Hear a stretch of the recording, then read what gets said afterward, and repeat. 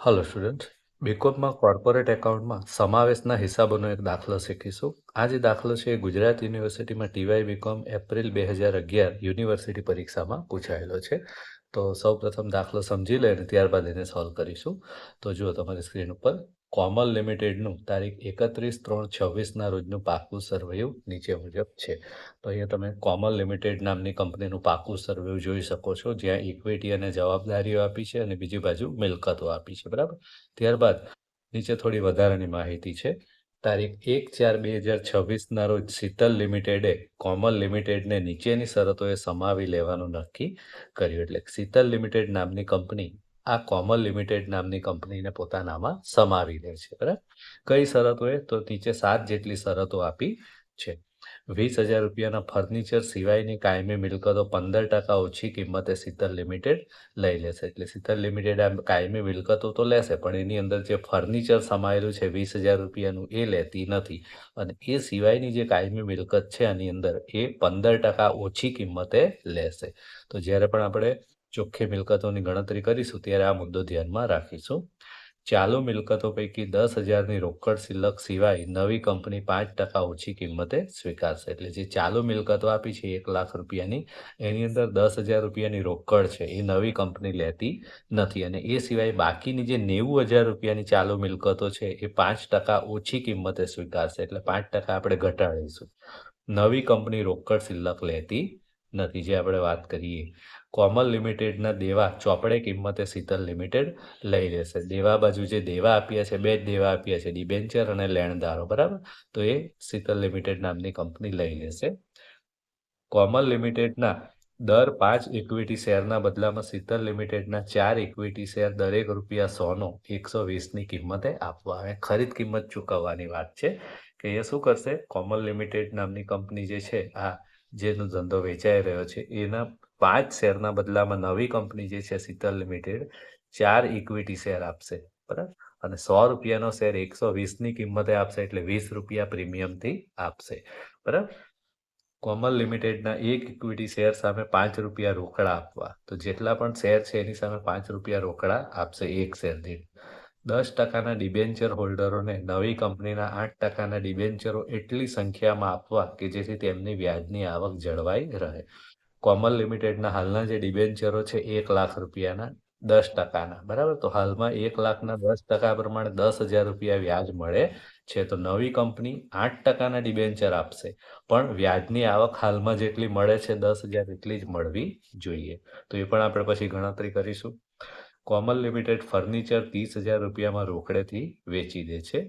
વિસર્જન ખર્ચ 5,000 થયો, જે કોમલ લિમિટેડ ચૂકવે છે. ઉપરની વિગતો પરથી કોમલ લિમિટેડના ચોપડે ખાતા તૈયાર કરો. જોઈએ 4 ખાતા બનાવવાની વાત કરી છે. માલ મિલકત નિકાલ ખાતું, ઇક્વિટી શેર હોલ્ડરોનું ખાતું, રોકડ ખાતું અને શીતલ લિમિટેડનું ખાતું. અને શીતલ લિમિટેડના ચોપડે જરૂરી આમ નોંધો લખો. બરાબર. તો આ બે જવાબો આપણે તૈયાર કરવાના છે. તો સૌ પ્રથમ તો આપણે જે વાત કરીએ એ પ્રમાણે ચોખ્ખી મિલકતોની ગણતરી કરી નાખીએ. તો એ તમે સ્ક્રીન ઉપર જોઈ શકો છો. આ રીતે આપણે ચોખ્ખી મિલકતોની ગણતરી કરીશું. બરાબર. સૌપ્રથમ બધી મિલકતોની વાત કરીએ તો કોમલ લિમિટેડની કઈ કઈ મિલકતો છે? તો દ્રશ્ય મિલકતો 3 લાખ રૂપિયા આપી છે. હવે એના પર હવાલો આપ્યો છે કે 20,000ના ફર્નિચર સિવાયની કાયમી મિલકતો 15% ઓછી કિંમતે લઈ લેશે. એટલે સૌથી પહેલા તો આની અંદરથી 20,000 રૂપિયાનું ફર્નિચર બાદ થશે. બરાબર. જે 3 લાખ રૂપિયાની મિલકતો છે એની અંદરથી આપણે 20,000 રૂપિયાનું ફર્નિચર બાદ કરીશું. બરાબર. એટલે જે મિલકતો છે એની ચોપડે કિંમત કેટલી રહેશે? ફક્ત 80,000 રૂપિયા જ રહેશે. બરાબર. ફર્નિચર કંપની લેતી નથી એવું કહ્યું છે. અને આ જે મિલકતો છે 15% ઓછી કિંમતે લેવાની છે. બરાબર. એટલે 2,80,000 ચોપડે કિંમત છે, એમાં પણ પાછું 15% ઘટાડવાનું. બરાબર. તો 2,80,000ના 15% એટલે કેટલા? 42,000. તો 42,000 રૂપિયા આપણે ઘટાડી દેવાનું છે. તો 2,80,000માંથી 42,000 માઇનસ કરો એટલે દ્રશ્ય કાયમી મિલકતો નવી કંપની 2,38,000 રૂપિયામાં લેશે.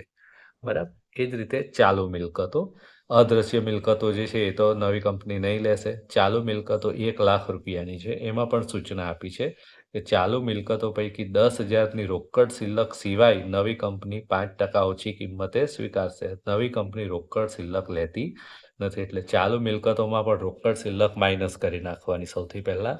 તો 1,00,000 રૂપિયાની ચાલુ મિલકતો છે, એમાંથી 10,000 રૂપિયાની રોકડ શિલ્લક માઇનસ કરી નાખો. એ નવી કંપની લઈ નહીં. એનો અર્થ કે ચાલુ મિલકતોની ચોપડે કિંમત કેટલી છે? ફક્ત 90,000 રૂપિયા છે. બરાબર. હવાલામાં શું સૂચના આપી છે? 5% ઓછી કિંમતે સ્વીકારશે. એટલે આ 90,000 રૂપિયાની જે ચાલુ મિલકતો છે, એમાં પણ 5%નો ઘટાડો કરવાનો છે. તો 90,000ના 5% એટલે કેટલા થશે? 4,500 રૂપિયા. તો 4,500 રૂપિયા ઘટાડી દેવાના થશે. એટલે ચાલુ મિલકતો કંપની કેટલા રૂપિયામાં લઈ જશે? 85,500 રૂપિયામાં નવી કંપની લઈ લેશે. બરાબર. બીજી કોઈ મિલકતો આપી નથી. બધી મિલકતોનો સરવાળો કરીએ તો 3,23,500 રૂપિયા થાય છે. ચાલો, હવે એમાંથી દેવા બાદ કરવાના છે. તો એ તમે સ્ક્રીન ઉપર જોઈ શકો છો પ્રશ્નમાં. કોમલ લિમિટેડમાં પાકા શ્રેયમાં દેવા ફક્ત બે જ આપ્યા છે, એક ડિબેન્ચર અને બીજું લેણદારો. બરાબર. તો આ બે જ દેવા છે. હવે લેણદારોની રકમ જે છે એ 40,000 રૂપિયા આપી છે. ડિબેન્ચરની રકમ 1,00,000 આપી છે, પણ એના પર હવાલો આપ્યો છે. એ હવાલો ફરીથી વાંચીને સમજી લઈએ. જુઓ શું કહ્યું છે પ્રશ્નમાં, 6થા પોઈન્ટમાં. 10%ના ડિબેન્ચર હોલ્ડરોને નવી કંપનીના 8%ના ડિબેન્ચર એટલી સંખ્યામાં આપવા કે જેથી તેમની વ્યાજની આવક જળવાઈ રહે. એટલે નવી કંપની આ ડિબેન્ચરના બદલામાં નવા ડિબેન્ચર આપે છે. તો અહીંયા આપણે આ 1,00,000 રૂપિયા લખવાને બદલે નવા ડિબેન્ચરની રકમ લખીશું. તો નવા ડિબેન્ચરની રકમ શોધવી પડશે. કઈ રીતે શોધવાનું? શું કહ્યું છે? હાલની વ્યાજની આવક જળવાઈ રહેવી જોઈએ. તો હાલમાં ડિબેન્ચર હોલ્ડરોને કેટલું વ્યાજ મળે છે? 1,00,000 રૂપિયા ઉપર 10% લેખે વ્યાજ મળશે. બરાબર. હાલનું વ્યાજ 1,00,000 ગુણ્યા 10%. 1,00,000ના 10% એટલે કેટલું રૂપિયા વ્યાજ મળશે? હાલમાં 10,000 રૂપિયા. હવે નવી કંપની જે ડિબેન્ચર આપે એ કેટલા ટકાના આપે છે? 8%ના. અને એક ડિબેન્ચર 100 રૂપિયાનો છે. બરાબર. એનો મિનિંગ એ થયો કે જો 8 રૂપિયા વ્યાજ જોઈતું હોય, બરાબર, તો નવા ડિબેન્ચરની રકમ 100 રૂપિયા થશે. બરાબર. 8 રૂપિયા વ્યાજ. કેમ 8 રૂપિયા? કારણ કે નવી કંપની 8%ના ડિબેન્ચર આપે એટલા માટે. તો 8 રૂપિયા વ્યાજ માટે ડિબેન્ચરની રકમ 100 રૂપિયા માટે 10,000 રૂપિયા જો વ્યાજ જોઈતું હોય, જે હાલમાં મળે છે એટલું જ, તો ડિબેન્ચરની રકમ કેટલી? બરાબર. તો આમ કરીને આપણે નવા ડિબેન્ચરની રકમ શોધવી પડશે અને એ જવાબ આવશે 1,25,000 રૂપિયા. બરાબર. આ જે 1,25,000 રૂપિયા છે એ નવા ડિબેન્ચરની રકમ આપણે ધ્યાનમાં લઈશું. બરાબર. આ નવા ડિબેન્ચર છે 8%. જૂના ડિબેન્ચર આપણે ધ્યાનમાં લીધા નથી, જે 10%ના હતા. એની જગ્યાએ નવા ડિબેન્ચર જે કંપની આપ્યા 1,25,000 રૂપિયાના, એ આપણે ધ્યાનમાં લીધા છે. બરાબર. ચાલો, બંને દેવાનો સરવાળો કરીએ તો 1,65,000 રૂપિયા થાય છે.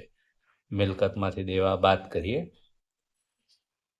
તો 1,58,500 રૂપિયા છે. બરાબર. તો મિલકતમાંથી દેવા બાદ કર્યા એટલે આપણને ચોખ્ખી મિલકતો મળી. બરાબર. હવે ખરીદ કિંમતની વાત કરીએ કે નવી કંપની ખરીદ કિંમત કઈ રીતે ચૂકવે છે. તો અહીંયા સૂચના આપી જ દીધી છે. પૂરેપૂરી જે ખરીદ કિંમતની વાત છે એ 2-3 હવાલામાં કહી દીધું છે. કોમલ લિમિટેડના 5 ઇક્વિટી શેરના બદલામાં શીતલ લિમિટેડના 4 ઇક્વિટી શેર આપશે એવું કહ્યું છે. બરાબર. કોમલ લિમિટેડના 5 શેર હોય તો શીતલ લિમિટેડના કેટલા શેર આપશે? 4. માટે કોમલ લિમિટેડના પાકા શ્રેયમાં જુઓ, શેરની સંખ્યા કેટલી છે? 2,500. માટે 2,500 શેરના બદલામાં શીતલ લિમિટેડ કેટલા શેર આપશે? 5 એ 4 માટે 2,500 એ કેટલા? આમ કરીએ તો શેરની સંખ્યા મળશે 2,000 ઇક્વિટી શેર. બરાબર. હવે આ શેર કેટલા રૂપિયાના ભાવે આપશે? 100 રૂપિયાનો શેર છે ને 120ની કિંમતે આપશે, એટલે પ્રીમિયમથી આપે છે. બરાબર. તો 2,000 શેર ગુણ્યા 100 રૂપિયા અને 2,000 શેર ગુણ્યા 20 રૂપિયા પ્રીમિયમ.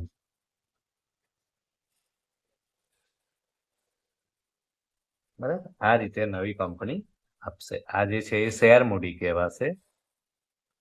બરાબર. ને આ જે છે એ જામીનગીરી પ્રીમિયમ કહેવાશે. તો 2000 શેરના 100 રૂપિયા પ્રમાણે ગણીએ એટલે કેટલા થશે? 2 લાખ રૂપિયા. 2000 શેરના 20 રૂપિયા પ્રમાણે ગણીએ એટલે પ્રીમિયમની રકમ થશે 40,000. અને રોકડ, નવી કંપની રોકડ કેટલી આપે છે? એક શેરની સામે 5 રૂપિયા. બરાબર, એક શેરની સામે 5 રૂપિયા, તો 2500 શેરની સામે કેટલા? તો 2500 શેર ગુણ્યા 5 રૂપિયા. બરાબર, રોકડા, એનો અર્થ કેટલા થશે?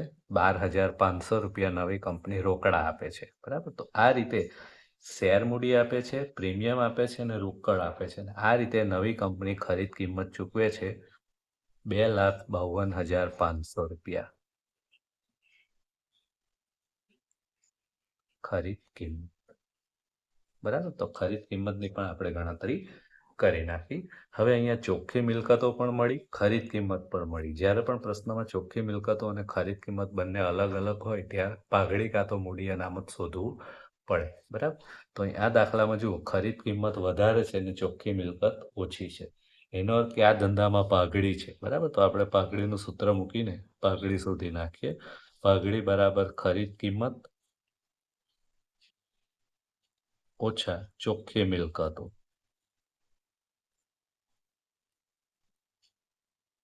તો ખરીદ કિંમત છે 2,52,500 રૂપિયા અને ચોખ્ખી મિલકતો છે 1,58,500 રૂપિયા. બરાબર, આમ કરીએ તો તફાવતની રકમ આવશે 94,000 રૂપિયા.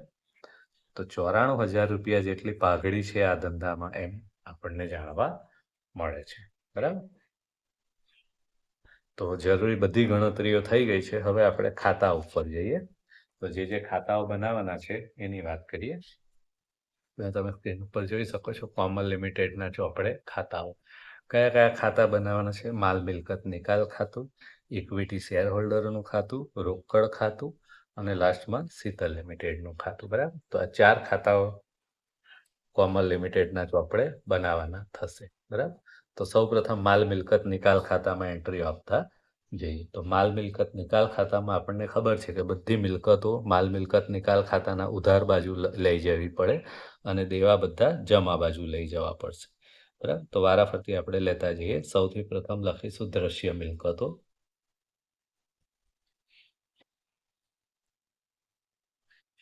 અહીંયા ચોપડે કિંમત લેવાની હોય છે, બજાર કિંમત નથી લેવાની, ખાસ ધ્યાન રાખવાનું. માલ મિલકત નિકાલ ખાતામાં મિલકતો અને દેવા એની જૂની કિંમત એટલે કે ચોપડે કિંમતે જ લઈ જવાના હોય છે. તો અહીંયા દ્રશ્ય મિલકતો 3 લાખ રૂપિયાની આપી છે, પણ હવાલામાં એમ કહ્યું છે કે નવી કંપની 20,000 રૂપિયાનું ફર્નિચર લેતી નથી, ફર્નિચર સિવાયની મિલકતો લે છે. તો એ 20,000 રૂપિયાનું ફર્નિચર નથી લેવાનું. એનો અર્થ કે અહીંયા આપણે લખીશું ફક્ત 2,80,000 રૂપિયા જ. તમને ના સમજ પડી હોય તો આ રીતે લખી શકો, 3 લાખ માઇનસ 20,000 રૂપિયાનું ફર્નિચર જે નવી કંપની નથી લેતી એ. બરાબર, એટલે ચોખ્ખી રકમ આવશે 2,80,000. પાઘડી અવાસ્તવિક મિલકત છે, એને ધ્યાનમાં લેવાની નથી. ચાલુ મિલકતો.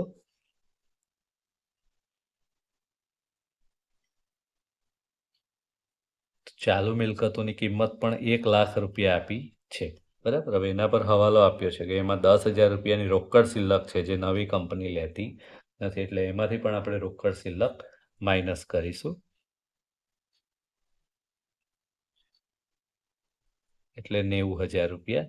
હા, હવે અહીં ધ્યાન રાખો, પાઘડી ભલે અવાસ્તવિક મિલકત રહી, પણ અહીંયા જૂની કંપની પોતાના ચોપડા બંધ કરી રહી છે, એટલે એ પણ આપણે લઈ જવું તો પડશે. ભલે ચોખ્ખી મિલકતની ગણતરીમાં આપણે નથી લીધી. બરાબર, તો આપણે અહીંયા પાઘડી પણ લઈ જ લઈએ છીએ 40,000 રૂપિયા. એના પર કોઈ હવાલો આપ્યો નથી. ચાલો, તો મિલકતો બધી થઈ ગઈ. હવે દેવા. તો દેવામાં તમે જોઈ શકો છો ડિબેન્ચર આપ્યું છે, એની પણ જૂની કિંમત જ લેવાની છે. ભલે આપણે નવી કિંમત શોધી છે પણ એ ધ્યાનમાં લેવાનું નથી. ડિબેન્ચર 1 લાખ રૂપિયા. ત્યારબાદ લેણદારો 40,000 રૂપિયા.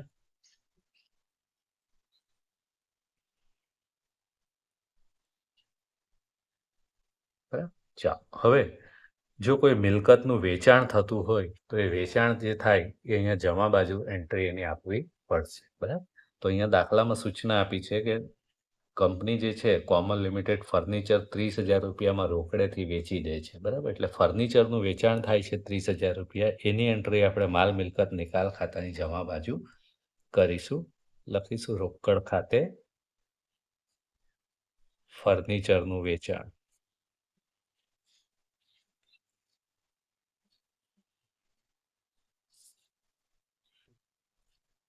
અને ફર્નિચરનું વેચાણ કર્યું એની બીજી એન્ટ્રી આપણે રોકડ ખાતામાં આપવી પડશે. તો રોકડા આવે એટલે રોકડ ખાતામાં ઉધાર બાજુ લખીશું 30,000 રૂપિયા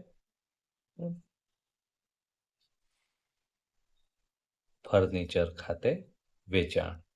બરાબર, રોકડની શરૂઆતની બાકી પણ લખવી પડે. તો પ્રશ્નમાં જે રોકડની બાકી આપી છે પાકા સરામાં સીધું નથી લખ્યું, પણ દાખલામાં સૂચના આપી છે કે ચાલુ મિલકતોમાં 10,000ની રોકડ છે, બરાબર? તો એ 10,000 રૂપિયા રોકડ છે, રોકડની શરૂઆતની બાકી તરીકે બતાવવી પડશે.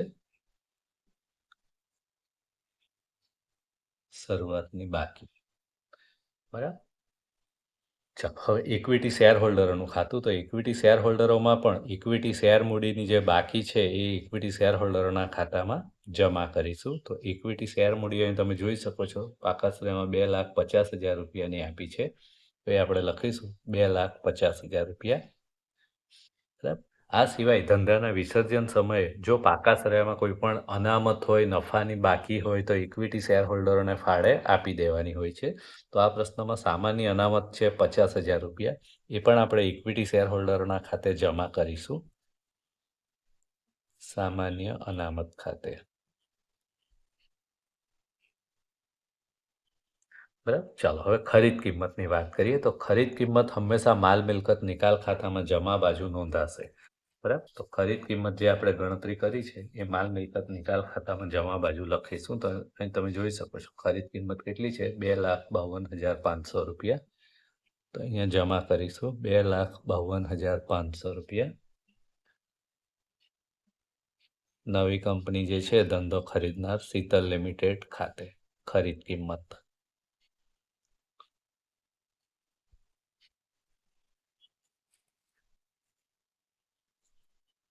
અને એની બીજી એન્ટ્રી શીતલ લિમિટેડના ખાતામાં ઉધાર બાજુ કરીશું 2,52,500 રૂપિયા. માલ મિલકત નિકાલ ખાતે ખરીદ કિંમત. હવે આ ખરીદ કિંમત કઈ રીતે ચૂકવી, બરાબર?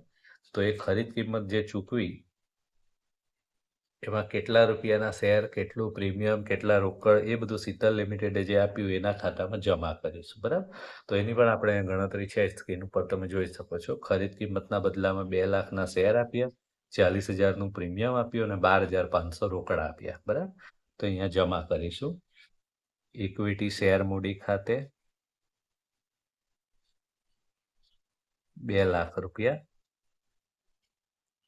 બરાબર. ત્યારબાદ જામીનગીરી પ્રીમિયમ ખાતે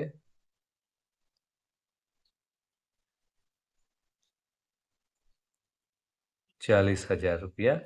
અને ત્યારબાદ રોકડ કે બેંક ખાતે જે રોકડા આપ્યા એની વાત છે 12,500 રૂપિયા, બરાબર. અને આમ થઈને કુલ ખરીદ કિંમત ચૂકવી 2,52,500, બરાબર. બંને બાજુનો સરવાળો પણ સરખો મળી રહેશે શીતલ લિમિટેડના ખાતામાં.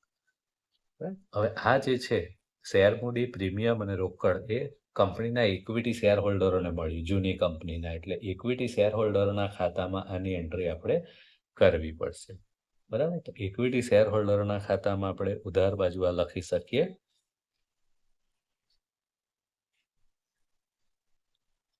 ઇક્વિટી શેર મૂડી ખાતે નવી કંપનીની શીતલ લિમિટેડના, બરાબર. કેટલું, 2 લાખ રૂપિયા. ત્યારબાદ જામીનગીરી પ્રીમિયમ ખાતે નવી કંપની પ્રીમિયમ પણ આપે છે શીતલ લિમિટેડ 40,000 રૂપિયા. અથવા આ બંનેની સાથે એન્ટ્રી કરવી હોય તો એક જ એન્ટ્રી પણ કરી શકાય, કુલ 2,40,000 ડાયરેક્ટ લખીને, અને 12,500 રૂપિયા રોકડા મળે છે, બરાબર. તો એ પણ લખી દઈશું 12,500 રોકડ કે બેંક ખાતે.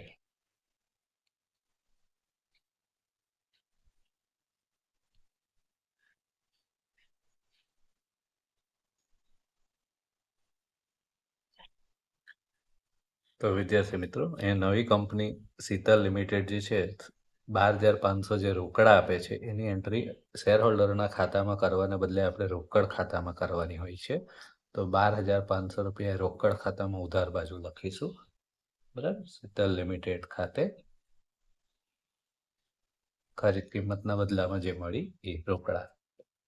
બરાબર, તો આની એન્ટ્રી અહીંયા કરીશું. ચાલો, દાખલામાં બીજી એક સૂચના આપી છે. વિસર્જન ખર્ચ 5,000 રૂપિયા થયો જે કોમલ લિમિટેડ ચૂકવે છે. કોમલ લિમિટેડ ખર્ચ ચૂકવે છે એટલે ધંધામાંથી રોકડા જાય એટલે રોકડ ખાતામાં જમા કરીશું.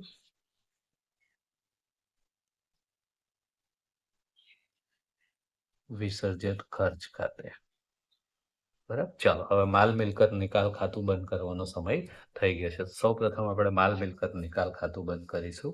તો માલ મિલકત નિકાલ ખાતામાં બાજુ અને ઉધાર બાજુનો સરવાળો કરી જોઈએ છે કે કઈ બાજુનો સરવાળો વધારે થાય છે. તો ઉધાર બાજુનો સરવાળો થાય છે 4,10,000 રૂપિયા. બરાબર, જે વધારે છે. તો સૌ પ્રથમ એ લખીને એ જ સરવાળો આપણે જમા બાજુ પણ લખી દઈશું. તમે સ્ક્રીન ઉપર જોઈ શકો છો 4,10,000 રૂપિયા. બરાબર, એમાંથી આ રકમો ચારે ચાર રકમો આપણે માઇનસ કરીએ તો તફાવતની રકમ આપણને મળશે 12,500 રૂપિયા. બરાબર, માલ મિલકતની જમા બાજુ તફાવત આવે એ ખોટ કહેવાશે. બરાબર, આપણે ઇક્વિટી શેર હોલ્ડરો ખાતે લઈ જઈશું.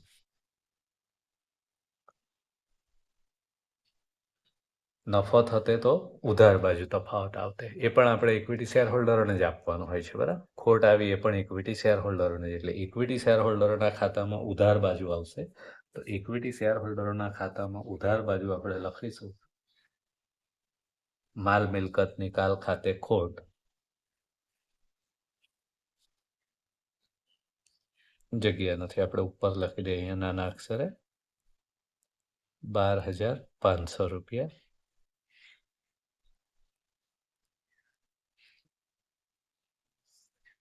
ખોટ. બરાબર, ચાલો હવે રોકડ ખાતું બંધ કરીએ. તો રોકડ ખાતામાં ઉધાર બાજુનો સરવાળો 52,500 રૂપિયા થાય છે. એ જ સરવાળો જમા બાજુ લખી દઈશું 52,500 રૂપિયા. અને એમાંથી આ 5,000 રૂપિયા બાદ કરીએ એટલે 47,500 રૂપિયાની બાકી વધે છે રોકડ. બરાબર, તો આ જે રોકડની બાકી વધી એ આપણે ઇક્વિટી શેર હોલ્ડરોને આપવાની હોય છે. એટલે લખીશું ઇક્વિટી શેર હોલ્ડરો ખાતે 47,500 રૂપિયા. એટલે ઇક્વિટી શેર હોલ્ડરને જે રોકડ ચૂકવવાની છે એ આપણે કેટલી ચૂકવવાની થશે? 47,500 રૂપિયા. અહીંયા આ રીતે. બરાબર, હવે ખાતું બંધ કરીએ ઇક્વિટી શેર હોલ્ડર. તો જમા બાજુનો સરવાળો 3 લાખ થાય છે અને ઉધાર બાજુનો સરવાળો પણ 3 લાખ જ થઈ જાય છે. એટલે બંને બાજુનો સરવાળો સરખો થઈ રહે છે. તો આ રીતે આપણે ચારે ચાર ખાતા થઈ ગયા. તમે સ્ક્રીન ઉપર જોઈ શકો છો માલ મિલકત નિકાલ ખાતું, ઇક્વિટી શેર હોલ્ડરોનું ખાતું, રોકડ ખાતું અને છેવટે શીતલ લિમિટેડનું ખાતું. બરાબર, ચાલો તો ત્યારબાદ શીતલ લિમિટેડના જો આપણે જરૂરી આમ નોંધો લખવાની છે. બરાબર, તો એ આમ નોંધો પણ આપણે લખીએ. સ્ક્રીન ઉપર જોઈ શકો છો મુખ્ય બે જ આમ નોંધ હોય છે. એક દેવા અને મિલકતો લઈ લીધી તેની અને બીજી ખરીદ કિંમત ચૂકવી એની. બરાબર, તો બંને આમ નોંધ આપણે વારાફરતી લખીશું. સૌ પ્રથમ જે મિલકતો અને દેવા લઈ લીધી એની, તો એ જે નવી કિંમત છે આપણે આ રીતે ખરીદ કિંમતની ગણતરીમાં લખી જ છે. એમાંથી જોઈને જ લખતા જઈએ. કઈ કઈ મિલકતો લીધી? દ્રશ્ય મિલકતો.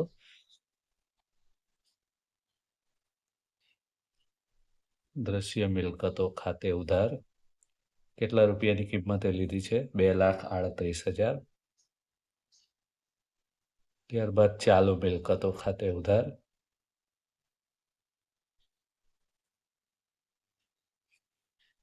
ચાલુ મિલકતો 85,500 રૂપિયાની કિંમતે લીધી છે. ત્યારબાદ દેવાની વાત કરીએ તો દેવામાં તે 8%ના ડિબેન્ચર ખાતે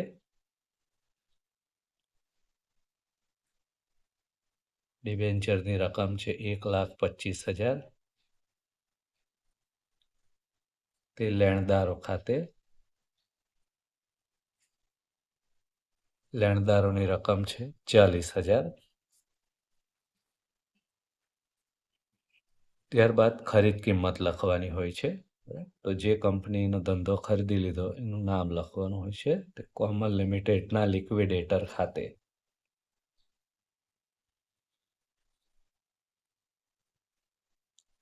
ખરીદ કિંમત.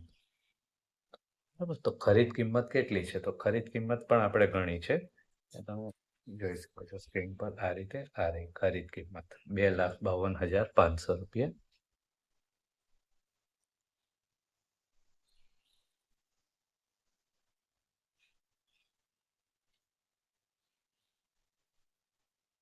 બરાબર, આ સિવાય બીજી એક મિલકત હતી જે આપણી ગણતરીમાં ઉદ્ભવેલી હતી, પાઘડી, કે જેની આપણે નોંધ કરવાની બાકી રહી ગઈ છે. પાઘડીની કિંમત જનરેટ થઈ હતી 94,000 રૂપિયા. બરાબર, તો પાઘડી પણ આપણે મિલકત તરીકે લખવાની હોય છે.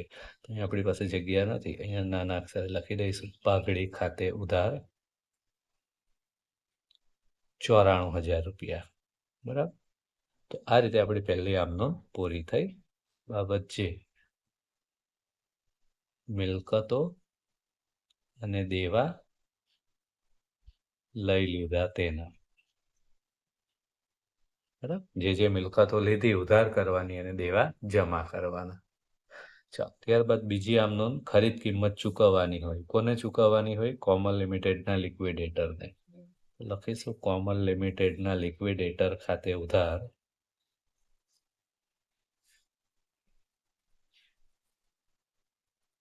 કેટલા રૂપિયા છે? ખરીદ કિંમત 2,52,500 રૂપિયા. આ ખરીદ કિંમત કઈ રીતે ચૂકવી? તો એના બદલામાં જે આપ્યું એ બધું જમા કરીશું. તો આપણે જોયું છે શેર આપ્યા, પ્રીમિયમ આપ્યું અને રોકડા આપ્યા. ત્રણે ત્રણ વસ્તુ જમા કરીશું. તે ઇક્વિટી શેર મૂડી ખાતે, તે જામીનગીરી પ્રીમિયમ ખાતે અને તે રોકડ કે બેંક ખાતે. ફક્ત રોકડ લખો તોય ચાલશે, ફક્ત બેંક લખો તો પણ ચાલશે. બરાબર, તો કેટલા રૂપિયાના શેર આપ્યા? 2,00,000 રૂપિયા. બરાબર, ત્યારબાદ પ્રીમિયમ 40,000 રૂપિયા અને રોકડ 12,500 રૂપિયા. બરાબર, બાબત જે ખરીદ કિંમત ચૂકવી તેના.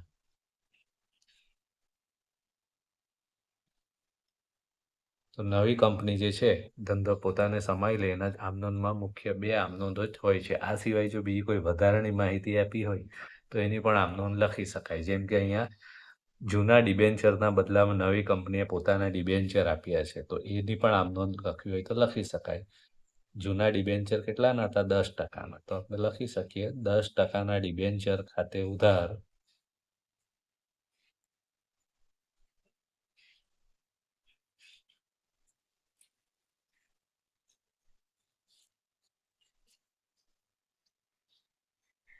તે 8%ના ડિબેન્ચર ખાતે.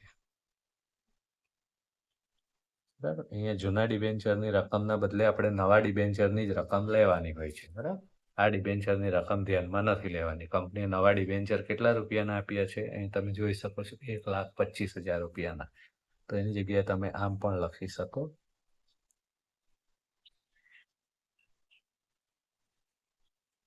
બરાબર, નવા ડિબેન્ચર કંપની ઇસ્યુ કર્યા એના.